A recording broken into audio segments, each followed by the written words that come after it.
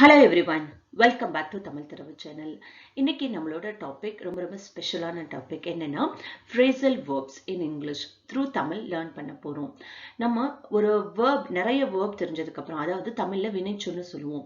So ஒரு லாங்குவேஜ்க்கு back phone அப்படிங்கறதே verb தான். சோ அது தெரிஞ்சதுக்கு அப்புறம் நம்மளுடைய அடுத்த லெவலுக்கு நம்ம பெட்டர் இங்கிலீஷ் பேசணும் அப்படின்னா phrasal verbs எவ்வளவுக்கு எவ்வளவு தெரிஞ்சுக்கிறோமோ அது ரொம்ப முக்கியம். சோ இந்த வீடியோல phrasal verbs டிஸ்கஸ் பண்ணலாம். இந்த வீடியோ உங்களுக்கு பிடிச்சிருந்தது அப்படின்னா லைக் பண்ணுங்க, ஷேர் பண்ணுங்க, கமெண்ட் பண்ணுங்க. Now let's begin the topic. இந்த வீடியோல என்னென்ன phrasal verbs எல்லாம் நம்ம லேர்ன் பண்ண போறோம் அப்படிங்கறத பார்த்துக்கலாம். Put on, take off, pick up, drop off, get on, get off, run after, run away, speed up, slow down. phrasal verb learn பண்றதுக்கு முன்னாடி நீங்க முக்கியமா தெரிஞ்சுக்க வேண்டிய ஒரு விஷயம் என்ன அப்படின்னா சில phrasal verbsக்கு more than one meaning வரும். அதாவது ஒன்றுக்கு மேற்பட்ட அர்த்தங்கள் கொடுக்கும். ஆனா நாம இதுல ஒவ்வொரு phrasal verbsக்கும் ஒரு கான்டெக்ஸ்ட் ரிலேட்டடான அதாவது ஒரு சிச்சுவேஷன் ரிலேட்டடான மீனிங் தான் பார்க்க போறோம். இப்போ ஃபர்ஸ்ட் சென்டென்ஸ் பாருங்க. இப்போ நம்ம சம்டைம்ஸ் சொல்லுவோம் ட்ரெஸ்ஸை போடு அப்படின்னு சொல்லுவோம் இல்லையா? நம்ம அதாவது ட்ரெஸ்ஸை போடுனா ட்ரெஸ்ஸை மாட்டு அப்படின்னு சொல்லுவோம், இல்ல சீக்கிரமா ட்ரெஸ்ஸை போடு அப்படின்னு நம்ம சொல்றோம். ஸோ இந்த இடத்துல அந்த ட்ரெஸ்ஸை அணியிறது அப்படின்னு சொல்றோம் இல்லையா? அந்த ஆடை அணியிறது அப்படிங்கறத தான் நம்ம put on அப்படின்னு சொல்லுவோம். நார்மல் வேர்புக்கு எப்படின்னா wear அப்படிம்போம். ஓகே, ஸோ wear அப்படிங்கறத நம்ம phrasal verbல எப்படி சொல்லலாம்? put on அப்படின்னு சொல்லலாம். சோ இத அப்படி English சென்டென்ஸ்ல put on your dress quickly, put on your dress quickly அப்படின்னா சீக்கிரமா ட்ரெஸ் போடு அப்படின்னு சொல்லிட்டு அர்த்தம். Then next, இதுக்கு அப்படியே ஆப்போசிட் என்னது? அடுத்தது ட்ரெஸ் சேஞ்ச் பண்றது அப்படின்னு சொல்லுவோம் இல்லையா? ட்ரெஸ்ஸை சேஞ்ச் பண்றது இல்லது உன்னோட ட்ரெஸ்ஸை கலட்டு அப்படின்னு சொல்லும் போது உன்னோட ஃபார் எக்ஸாம்பிள் இங்க இந்த இடத்துல நம்ம சொல்றோம் உன்னோட ரெயின் கோட் இருக்கு இல்லையா? அதாவது மலை கோட்டை கலட்டு அப்படின்னு நம்ம சொல்றோம். நம்ம குழந்தை வெளியே போயிட்டு வந்திருக்கு, நம்ம சொல்றோம் உன்னோட மலை கோட்டை நீ கலட்டுப்பா அப்படின்னு சொல்றோம். சோ அந்த இடத்துல அந்த கலட்டு அப்படின்னு சொல்றதுக்கு என்ன சொல்லுவோம்? நார்மலா ரிமூவ் அப்படின்னு சொல்லுவோம். அதை phrasal verb எப்படி சொல்லலாம்? take off அப்படின்னு சொல்லணும். So for example, take off your raincoat அப்படிங்கணும். take off your raincoat அப்படின்னா உன்னோட மலைக்கோட்டை கழட்டி வை அப்படின்னு அர்த்தம். இப்போ நெக்ஸ்ட் பாருங்க, குழந்தையை நீங்க அழைச்சிட்டு வந்துருங்க அப்படின்னு சொல்லுவோம் இல்லையா? அதாவது குழந்தை ஸ்கூலுக்கு போயிருக்கு, நீங்க வரும்போது எனக்கு அழைச்சிட்டு வந்துருங்க, பிக்கப் பண்ணுங்க அப்படின்னு நம்ம ஜென்ரலா சொல்லுவோம். சோ அதுவும் ஒரு phrasal verb தான். ஓகே, சோ அதுக்கு நார்மலா எப்படி சொல்லுவோம்? bring or collect அப்படிமோ. பட் phrasal verb யூஸ் பண்ணும்போது நம்மளோட இங்கிலீஷ் ஸ்டாண்டர்ட் நல்லாவே தெரியும். சோ இது இங்கிலீஷ் சென்டென்ஸ் எப்படி சொல்றது? Please pick up the child from the school today அப்படின்னு சொல்லணும். அப்படின்னா குழந்தையை நீங்க அழைச்சிட்டு வந்துருங்க. சோ இந்த pick up அப்படிங்கிறதுக்கு நம்ம என்ன ஆப்போசிட்டா யூஸ் பண்ணணும்? drop off.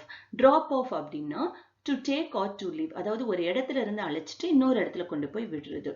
இப்போ நம்ம சம்டைம்ஸ் சொல்றோம் ஆபீஸ்க்கு போற வழியிலேயே அவளை கொஞ்சம் ஸ்கூல்ல இறக்கி விட்டுறீங்களா அப்படின்னு நம்ம கேட்கறோம்னு வச்சுக்கோங்க. இதை எப்படி நம்ம யூஸ் பண்ணணும் சென்டென்ஸ்ல? Can you drop her off in the school on your way to office?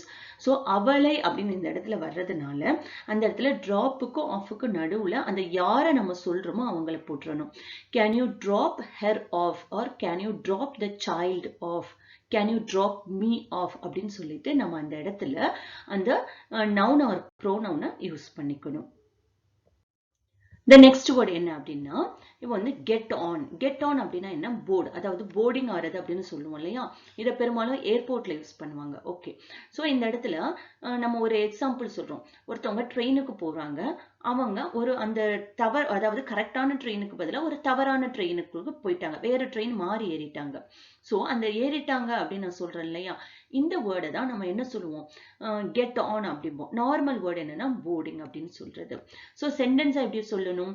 I think they got on the wrong train. So இந்த இடத்துல நான் got அப்படின்னு ஏன் சொல்றேன்னா ஏறிட்டாங்க அப்படின்னு சொல்லிட்டு பாஸ்ட் முடிஞ்சிருச்சு இல்லையா? அந்த வினை வெர்பு முடிஞ்சிருச்சு, அதனால கெட்டோட பாஸ்ட் என்ன? got. சோ இதை மட்டும் நம்ம சேஞ்ச் பண்ணிடணும்.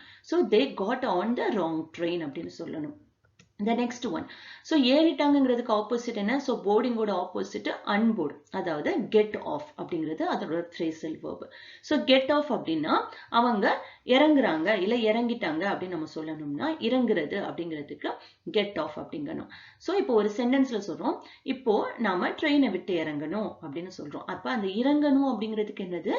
get off அப்படின்னு சொல்லணும். So now we have to get off the train. அதாவது இப்ப நம்ம ட்ரெயினை விட்டு இறங்கணும். ஸோ இந்த இடத்துல ஏன் கெட்டுங்கிறது அப்படியே யூஸ் பண்றேன் அப்படின்னா நான் இப்ப ப்ரெசென்ட்ல தான் பேசுறேன். Okay, so we have to get off the train. இப்ப நம்ம ட்ரெயினை விட்டு இறங்கணும் அப்படின்னு அர்த்தம். The next one, பூனை எலியை துரத்தி கொண்டு போனது அப்படின்னு சொல்றோம். இதை நம்ம பெரும்பாலும் பார்த்திருப்போம். டாம் அண்ட் ஜெரியில பூனை எலியை துரத்திக்கிட்டு போகுது. ஸோ இந்த இடத்துல துரத்தி கொண்டுங்கிறதுக்கு தான் நம்ம என்ன சொல்லணும்? Run after. ரன் ஆஃப்டர் அப்படின்னா கோ பிஹைண்ட், ஒருத்தவங்களுக்கு பின்னாடி துரத்திக்கிட்டு போறது. ஸோ இதை சென்டென்ஸ் எப்படி சொல்லணும்? The cat ran after the mouse. So துரத்தி கொண்டு போனது அப்படின்னு சொல்லும் போது பாஸ்ட் இல்லையா? ஸோ அந்த ரன்னோட பாஸ்ட் என்னன்னா ரன். அதனால இங்க ran afterன்னு சேஞ்ச் பண்ணணும். அதே மாதிரி எலி பூனிட்ட இருந்து தப்பித்து போனது அப்படின்னு சொல்றோம் இல்லையா? அந்த தப்பித்து போறதுக்கு என்ன ஃப்ரேசல் வெர்ப்னா run away. So run away அப்படின்னா தப்பித்து போறது, அதாவது எஸ்கேப் ஆறது. சோ இதை நம்ம எப்படி சொல்லணும்? The mouse ran away from the cat. So ஏன் ran சொல்றோம்? தப்பித்து போனது அப்படிங்கிறது பாஸ்ட் இல்லையா? சோ ரன்னோட பாஸ்ட் என்ன? ran. அதனால ran awayன்னு சேஞ்ச் பண்ணிக்கணும். The last one in our list, speed up.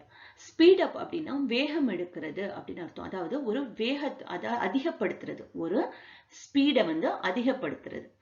So for example இதை நம்ம என்ன செய்யறோம்னா ஒரு ட்ரெயினோட கனெக்ட் பண்ணி பேசுறோம். நான் என்ன சொன்னேன்? ஃப்ரேசல் வெர்புக்கு 2-3 அர்த்தம் வரும்.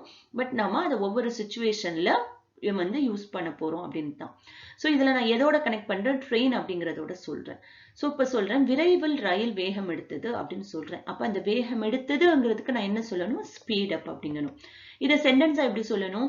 The train soon speeded up அப்படிங்கிற. அப்படின்னா என்ன? அந்த ட்ரெயின் கிளம்பி கொஞ்ச நேரத்துல வேகமா ஓடும் இல்லையா? சோ அதை தான் நம்ம என்ன சொல்லணும்? Speed up அப்படிங்கணும். சோ இந்த இடத்துல பாஸ்ட்ங்கிறதுனால நான் ஸ்பீடட் அப் அப்படின்னு சொல்லியிருக்கேன். சோ இந்த ஸ்பீடோட ஆப்போசிட் என்ன? ஸ்லோ. அப்போ அப்புக்கு opposite down. So slow down அப்படிங்கிறது தான் இதனுடைய ஆப்போசிட். அப்ப ஸ்லோ டவுன்னா என்ன? அந்த வேகத்தை குறைக்கிறது. இப்ப நான் கேட்கிறேன் ஒருத்தவங்களை, ஏன் ஒருத்தவங்க வண்டி ஓட்டிட்டு போறாங்க, அவங்கள்ட்ட கேட்கிறேன், ஏன் உன்னால வேகத்தை குறைக்க முடியல? ஏன் குறைக்க முடியல உன்னால? அதை ஏன் ஸ்லோ டவுன் பண்ண முடியல அப்படின்னு கேட்கிறேன். சோ இதை அப்படியே நம்ம இங்கிலீஷ்ல எப்படி கேட்கணும்?